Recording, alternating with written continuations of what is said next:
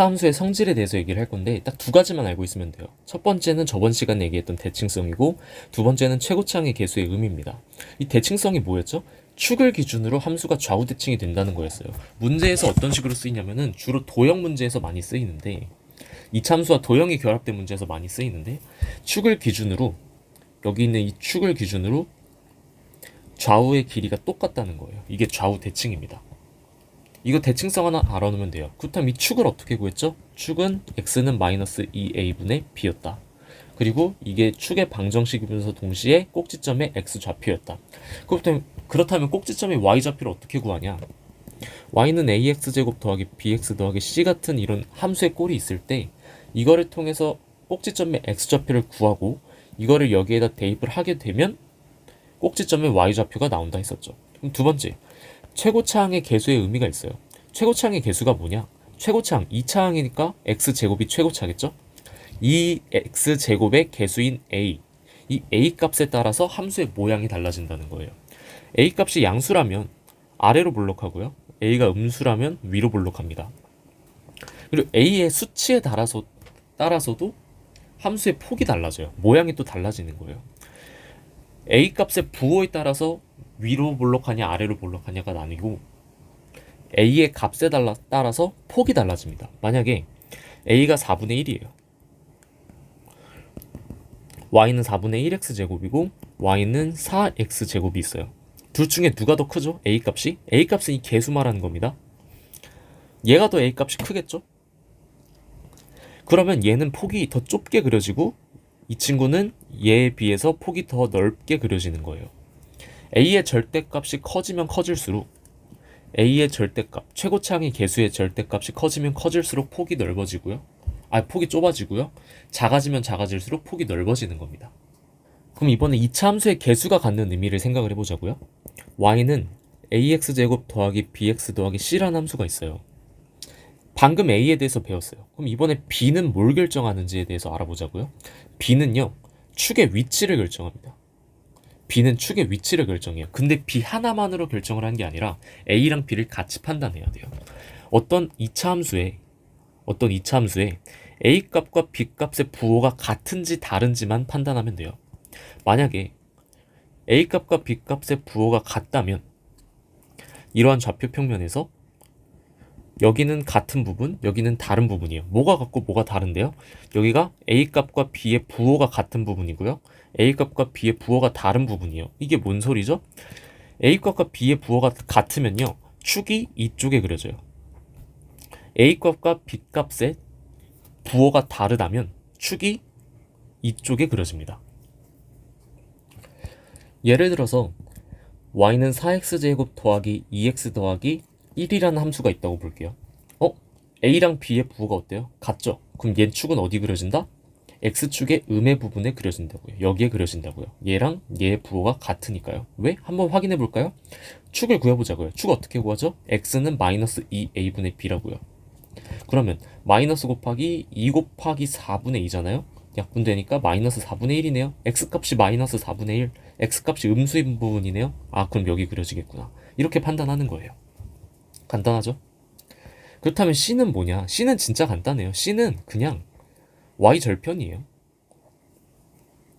Y축이 어느 지점을 지나는지를 결정하는 게 이 C값입니다. 예를 들어서 C가 만약에 4예요. 그럼 얘 어디 지나냐면 Y축 4를 지나게 되는 거예요. 그래서 C는 그냥 Y절편이다. 근데 여기서 절편을 모르는 사람이 있을까봐 얘기를 해주자면 절편은 함수랑 축이 만나는 기준이 아니라 함수랑 축이 만나는 지점이에요. 근데 어떤 축? X축과 Y축을 얘기하는 거겠죠. 그래프가 X축이랑 만나면 X절편이라 그러고요. 그래프가 Y축이랑 만나면 Y절편이라 그러는 거야. 그럼 구하는 건 어떻게 구하죠? X절편을 구하고 싶으면 Y에다 0을 대입하면 돼요. X절편을 구하고 싶다. Y절편을 구하고 싶다? 그러면 X값에다가 0을 대입하면 되는 거예요. 사람들이 이렇게 구하는 방법은 아는데 정의를 많이 몰라요. 절편이 뭐냐면 그래프와 축이 만나는 지점이다. 이걸 무조건 기억을 하셔야 됩니다. 2차 함수의 식을 세울 수 있는 경우의 수 4가지를 배울 거예요. 이렇게 문제에서 네 가지가 주어졌을 때 여러분들은 무조건 식을 작성할 줄 알아야 돼요. 첫 번째, 꼭지점에 좌표가 주어졌을 때가 있어요. 꼭지점에 좌표가 주어지면 어떻게 하면 되냐면 y는 적고요. 최고차항의 개수 적으세요. 만약 안 주어졌다고 해도 적으세요. 왜냐면 모르기 때문에 적는 거예요. 주어지지 않는 이상 무조건 모르는 문자로 치환을 하고 가야 됩니다. 그리고 x 괄호 열고요. x 적고 이거의 부호 반대 적으시고 제곱한 다음에 뒤에 거 y절편 적으시면 됩니다. y절편이 아니라 y값을 적으시면 됩니다. 축의 방정식이 주어졌을 때예요. 똑같아요. 지금 뭐 최고차항의 개수 주어졌나요? 안 주어졌어요. 그럼 무조건 최고차항의 개수를 모르니까 설정을 하고 가셔야 돼요. 난 무조건 그냥 P라고 놔요. 나는 편하게. 여러분도 그냥 편한 거로 두세요. 축의 방정식이 뭐였죠? 꼭지점의 x좌표 아니었나요? 그럼 얘랑 그리는 방법이 사용하는 방법이 식을 쓰는 방법이 똑같아요. x 적고요. 이거의 부호 반대 적으세요. 제곱 여세요. 근데 그거 알아요? 축의 방정식은 주어졌는데 지금 꼭지점의 y좌표 아나요? 모르죠. 적어줘야 돼요. 그래서 제가 말했던 중요한 게 하나 나오죠. 꼭지점의 좌표랑 축의 방정식을 이용해서 식을 썼더니 어떻게 됐어요? 형태가 똑같지 않나요? 왜 똑같아요? 꼭지점의 좌표가 x좌표가 축의 방정식이랑 똑같기 때문에 식이 똑같이 쓰여지는 거예요. 똑같은 형태로. 근데 2번 봅시다. 축의 방정식이 주어졌는데 이 q는 왜 붙이는 건가요? 뒤에 y절편을 왜 붙이는 건가요? 봐봐요. 함수가 이렇게 있어. 여기가 축이야. 이게 x는 뭐 a라는 뭐 축이라고 해봅시다. 얘가 이 함수가 축에 이렇게 지나는지 이렇게 지나는지 이렇게 지나는지 모르는 거예요. 이 축의 방정식만 가지고 y값을 y절편을 알아낼 수 없다는 거죠. 다르게 얘기하면 축의 방정식 꼭지점에 x좌표가 주어진 거지 y좌표가 주어진 게 아니기 때문에 꼭지점의 y좌표를 알아낼 수 없죠. 지금 모르기 때문에 아까 얘기했듯이 모르는 거는 모르는 문자로 그냥 아는 문자로 치환해서 가자고요. 그냥 이건 무조건 외우시면 돼요. 아 이렇게 쓰면 되겠구나. 아 이렇게 쓰면 되겠구나. 근데 여기서 주의해야 될 거는 최고차항의 개수랑 꼭지점의 y좌표구나. 여기서도 최고차항의 개수를 조심해야겠구나. 수학을 많이 힘들어하거나 포기한 사람들은요, 저게 왜 저렇게 되지? 이런 마인드도 굉장히 중요하지만 처음에는 아 저렇게 하는 거구나, 저렇게 해야 되는구나 라는 걸 인식을 받아들이면 마음이 좀 더 편할 거예요. 그 다음 x축과의 두 교점이 주어진 경우인데 이것도 똑같이 2차 함수의 식을 작성할 수가 있어요. 근데 얘는요 조심해야 되는 게 이렇게 대놓고 주어지는 건 굉장히 착하고 쉬운 문제인 거예요. 근데 대부분 문제에서 어떻게 알려주냐면 함수를 그려줘요. 그리고 여기에 좌표를 적어놔요. 이것 또한 x축과의 두 교점이 생긴 거예요. 이거도 이거를 보고 얘가 마이너스 2,0이랑 4,0을 지나는구나 라는 걸 알아낼 수 있어야 되는 거죠. 그럼 얘는 어떻게 쓰냐? 얘도 마찬가지예요. y는 적고요. 지금 최고차항의 개수 주어졌나요? 안 주어졌죠. 모르죠. 그럼 쓰고 가는 거예요. 여기를 지나? 여기를 지나? 그럼 봐봐요. x값이 a일 때 y값이 얼마죠? 0이죠. 뭔 소리예요? 여기다가 x에다가 a를 대입했을 때 이 y값, 이 여기 나오는 식 전체가 0이 되면 된다는 거예요. 그럼 부호 반대로 적으면 돼요. 얘도 마찬가지예요.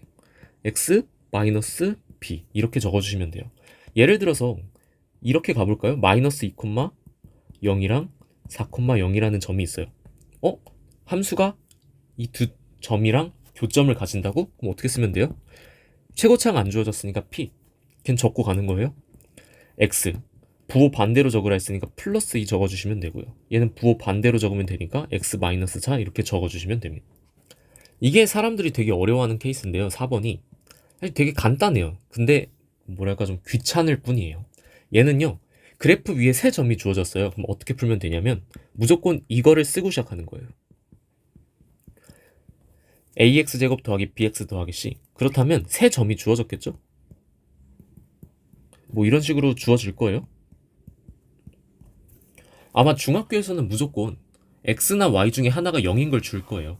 그럼 얘를 먼저 대입해서 문자를 하나 알아내시면 돼요. 이 세 점을 다 대입한 다음에요. 여기서 문자 하나 알아내고 이 두 점을 대입해서 연립방정식을 하면은 a와 b의 값 또는 c 값을 알아낼 수 있겠죠. 그래프 위에 세 점이 주어졌으면 무조건 이렇게 식을 먼저 짜놓고요. 여기 주어진 점들을 먼저 대입하는데 0이 있다면 혹시라도 그 좌표 중에 0이 들어간 좌표가 있다면 걔를 항상 먼저 넣어보세요. 그럼 어떻게 되냐? 한번 넣어볼까요? y는 25a 마이너스 5b 그리고 y 값이 0이죠? 0이네요. 그래서 관계식을 하나 알아낼 수 있다고요. 이항시켜 볼게요. 25a는요 5b예요. 5b를 이항시킨 거예요. 그럼 양변 5로 나눠줍시다. 5a가 뭐죠? b구나. 아, 5a는 b구나. 그럼 여기서 문제에서 어떻게 해요?